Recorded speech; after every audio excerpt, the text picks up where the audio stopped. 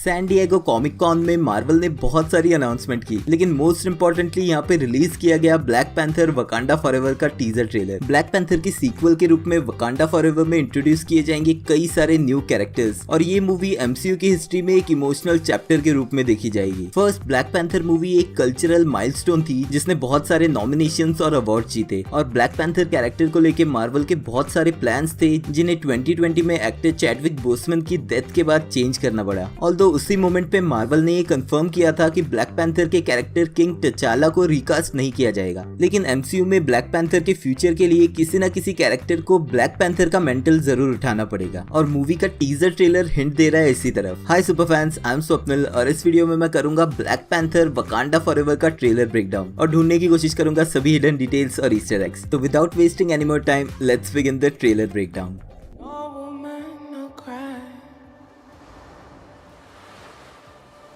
No woman, no cry.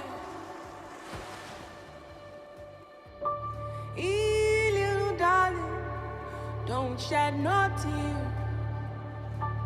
No woman, no cry. Good friends we have and good friends we've lost along the way.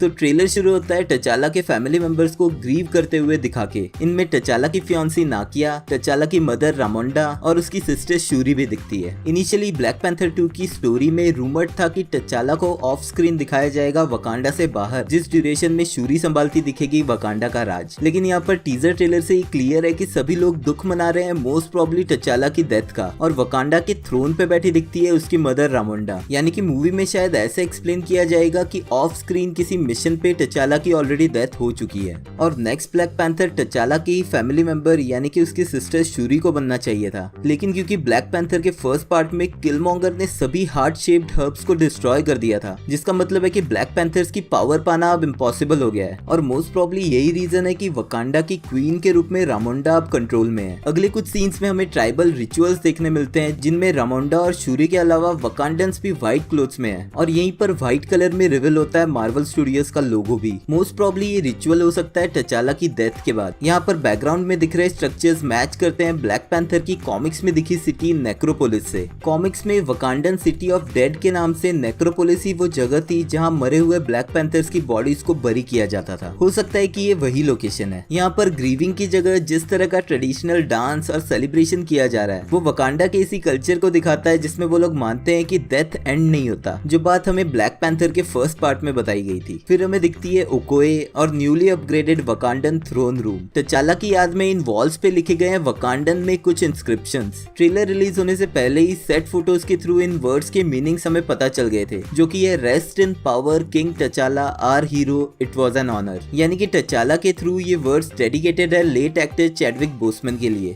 देखते हैं आगे का trailer. In this great future, you can't forget your past.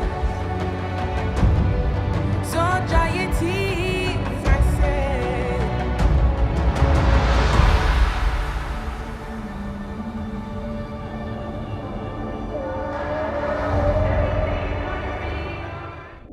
बहुत time से speculated finally हमें देखने मिलता है ब्लैक पैंथर 2 में विलन के रूप में नेमर द सबमरीनर को। मार्वल कॉमिक्स में एक एटलांटियन प्रिंसेस और एक ह्यूमन फादर का बेटा था नेमोर। मार्वल कॉमिक्स के सबसे पुराने क्लासिक मार्वल कैरेक्टर्स में से एक नेमोर कभी कभी सुपर हीरो के रूप में लेकिन मोस्टली एक एंटी हीरो के रूप में ही दिखा है। कॉमिक्स में नेमोर किंग था अटलांटिस का और मार्वल कॉमिक्स में अटलांटियंस और वकांडन्स के बीच राइवलरी बहुत फेमस है। अब डीसी में दिखाए गए अटलांटिस के किंगडम का किंग है एक्वामैन और वहाँ की टेक्नोलॉजी काफी एडवांस्ड है, बिल्कुल वकांडा की तरह। शायद यही रीजन है कि मार्वल ने यहाँ पर अटलांटिस के किंगडम को स्विच करके बहुत ट्रेडिशनल दिखाया है और यही चीज नेमोर के कॉस्ट्यूम और उसके हेड गियर से दिखती भी है। मूवी में नेमर के बर्थ के अलावा उसकी पास्ट हिस्ट्री और चाइल्डहुड स्टोरी दिखाई जाएगी फ्लैशबैक सीन्स के थ्रू, जो ट्रेलर में हमें आगे देखने भी मिलते हैं। यहाँ पर दिखाया जाता है इस कैरेक्टर का बर्थ जो हो रहा है अंडर वाटर। यहाँ पर नोटिसेबल है नेमोर के एंकल पे बने विंग्स, जो डिटेलिंग है उसके मार्वल कॉमिक्स के लुक से। उसके एंकल पे बने बने विंग्स उसे फ्लाइट की एबिलिटी भी देते थे। अब MCU इस चीज को कैसे दिखाता है वो देखना इंटरेस्टिंग होगा। बट सबसे इंटरेस्टिंग और इम्पोर्टेंट बात है कि कॉमिक्स में नेमोर मार्वल यूनिवर्स का फर्स्ट म्यूटेंट था और MCU यूनिवर्स में हमें ऑलरेडी कमाला खान के थ्रू एक म्यूटेंट मिल चुकी है, तो मोस्ट प्रॉब्ली मूवी में नेमोर को भी एक म्यूटेंट ही बताया जाएगा। आगे की कुछ सीन्स में एटलांटियंस हमें अपने ट्रेडिशनल गियर्स और वेपन्स लेके वेल्स के साथ स्विम करते हुए दिखते हैं, जो सी वर्ल्ड पे उनका कंट्रोल दिखाता है। और मोस्ट प्रॉब्ली ये सीन्स है एटलांटियंस के वकांडा पे अटैक करने के जस्ट पहले के। इंटरेस्टिंगली वकांडा फॉरएवर के रिलीज के 1 मंथ बाद रिलीज हो रहा है अवतार का सेकंड पार्ट, अवतार द वे ऑफ वाटर। तो हमें इन दोनों मूवीज में वाटर वर्ल्ड का कंपैरिजन देखने मिलेगा।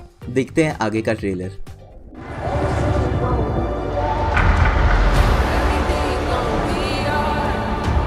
Everything's gonna be alright. Everything's gonna be alright now. Everything's gonna be alright. Everything's gonna be alright. Everything's gonna be alright. Everything's gonna be. I am queen of the most powerful nation in the world, and my entire family is gone. Have I not given everything?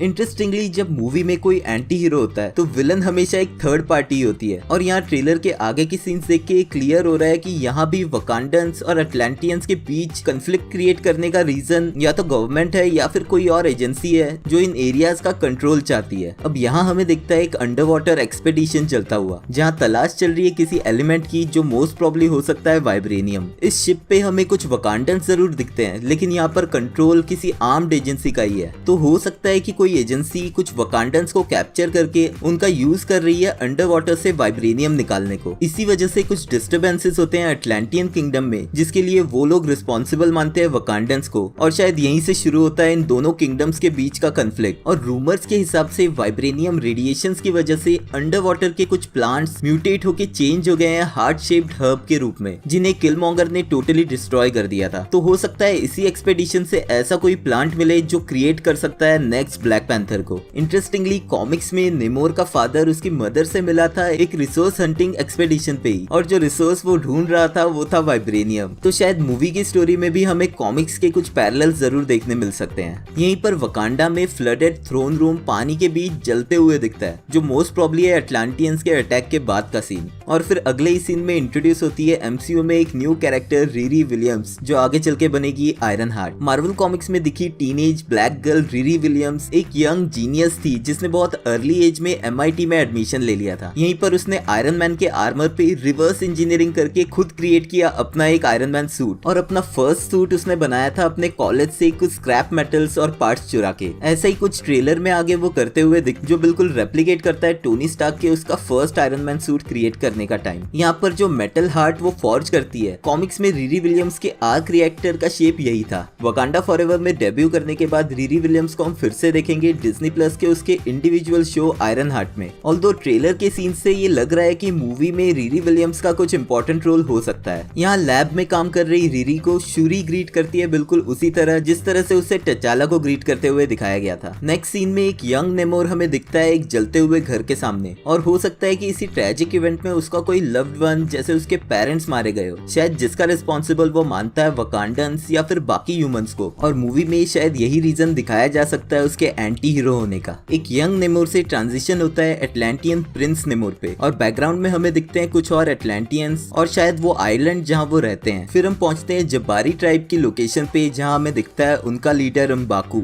और even though black Panther के first part में म्बाकू ने टचाला को challenge किया था, लेकिन movie के and तक जबारी ट्राइब भी सपोर्ट में आ गई थी वकांडा के। ट्रेलर के एक सीन में म्बाकू दिखता है नेमोर पे अटैक करते हुए, जिसका मतलब है कि जबारी ट्राइब इस लड़ाई का पार्ट जरूर बनेंगे। इन्हीं सीन्स में एक और ट्रिब्यूट दिखती है टचाला को, जहाँ पर उसकी फोटो के साथ वॉल पे लिखा हुआ है वकांडन लैंग्वेज में the king lives and the panther remains forever in us. Again Black Panther के फर्स्ट पार्ट में कंफर्म्ड ये कंसेप्ट कि death is not the end but simply a stepping off point, यानी कि वकांडन्स बिलीव करते हैं after life में, और इवन दो वो इस लॉस को ग्रीव कर रहे हैं, लेकिन वो होप करते हैं कि किंग टचाला अब एक बेटर प्लेस पे है। कुछ मिक्स सीन्स में क्वीन रामोंडा मिलती है वर्ल्ड लीडर्स से, जहाँ वो शायद डिस्क्लोज करेगी टचाला की डेथ की न्यूज। रामोंडा के वर्ल्ड लीडर्स को मिलने वाला सीन ब्लैक पैंथर के पोस्ट क्रेडिट सीन से मैच करता है जब टचाला ने फर्स्ट टाइम वकांडा को ओपन किया था वर्ल्ड के लिए। इसके साथ ही उसका वॉइस ओवर ये कहता है कि उसकी पूरी फैमिली खत्म हो चुकी है, यानी कि मूवी में एक पॉइंट पे जाके हमें शूरी भी शायद इंजर्ड या फिर वकांडा से दूर कहीं दिखेगी, जो रीजन है रामोंडा का ये मानने का कि वो भी मर चुकी है। अब कुछ सेकंड्स के लिए एक ब्रिज पे दिखते हैं हमें कुछ अटलांटियंस जिन्होंने फेस पे पहन रखे हैं कॉमिक्स के रीब्रीदर्स जो अटलांटियंस को लैंड पे ब्रीथ करने में हेल्प करते थे। अब लीक्ड कंसेप्ट आर्ट के हिसाब से ये सेंटर वाली वुमेन है नेमोरा, एक और Atlantean super hero Marvel comics से। इसी के साथ कॉमिक्स का एक और कैरेक्टर अटूमा हमें दिखता है नमोर के साथ खड़ा एक मिलीसेकंड के सीन में। मार्वल कॉमिक्स में अटूमा एक अटलांटियन वॉरलॉर्ड था जो अटलांटिस के किंगडम के लिए नेमोर को मारना चाहता था। हो सकता है यहाँ भी अटूमा को कोई हिडन एजेंडा दिखाया जाए। नेक्स्ट सीन में हमें दिखता है CIA एजेंट एवरेट रॉस, जिसका ब्लैक पैंथर के फर्स्ट पार्ट में बहुत इंपॉर्टेंट रोल रहा है। यहाँ पर वो उसी ब्रिज पे है जिस पे पिछले सीन में हमें कुछ अटलांटियंस दिखे थे। ऑल्दो एवरेट रॉस वकांडन्स को सपोर्ट करता है, लेकिन हो सकता है कि टचाला की डेथ के बाद US गवर्नमेंट या फिर उसकी CIA एजेंसी वकांडा का कंट्रोल लेना चाहती है और शायद एवरेट रॉस फंसा दिखेगा एक साइड चुनने के लिए, यानी कि वो अपनी कंट्री का साथ दे या फिर वकांडा का। देखते हैं आगे का ट्रेलर।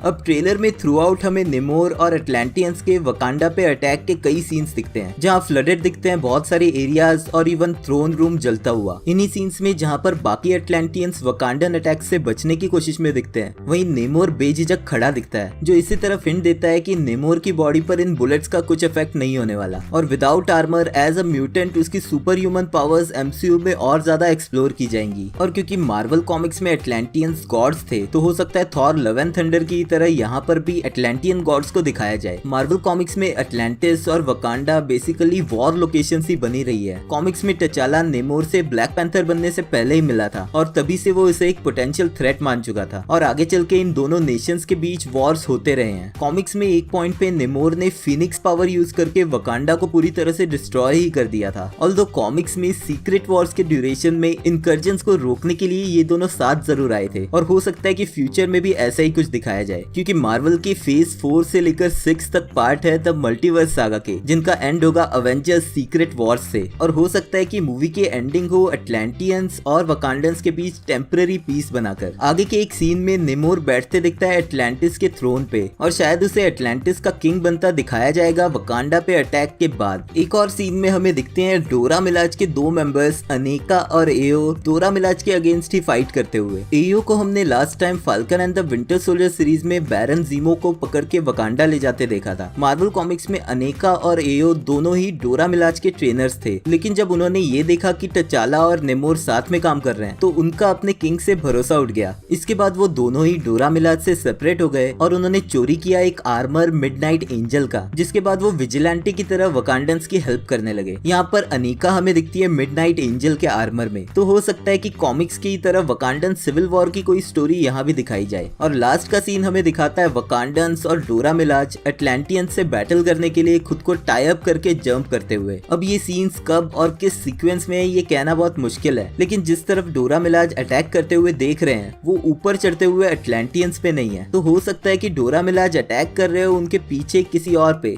यानी कि हो सकता है मूवी के क्लाइमैक्स में वकांडन्स अटलांटियंस के साथ मिलके अटैक कर रहे हो किसी और थर्ड एनिमी पे। देखते हैं ट्रेलर का लास्ट सीन।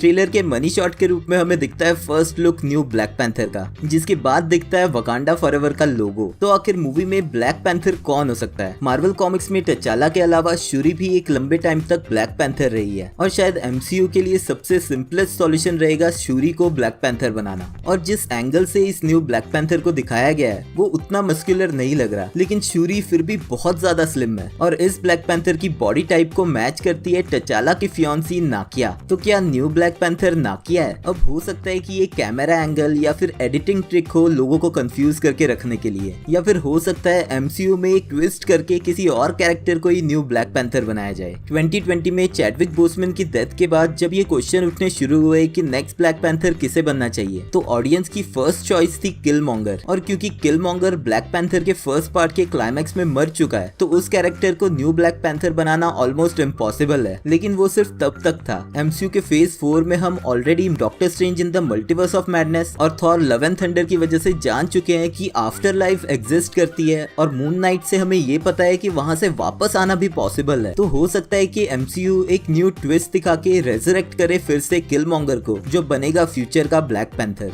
आपके हिसाब से नेक्स्ट ब्लैक पैंथर कौन होना चाहिए मुझे कमेंट्स में लिख के बताना। इसी तरह के और ट्रेलर ब्रेकडाउन्स देखने के लिए चैनल को सब्सक्राइब जरूर कर लेना। अगर ये वीडियो आपको पसंद आया तो फिर लाइक भी कर देना, क्योंकि वो एकदम फ्री है। Thank you for watching this video. मिलते हैं नेक्स्ट वीडियो में।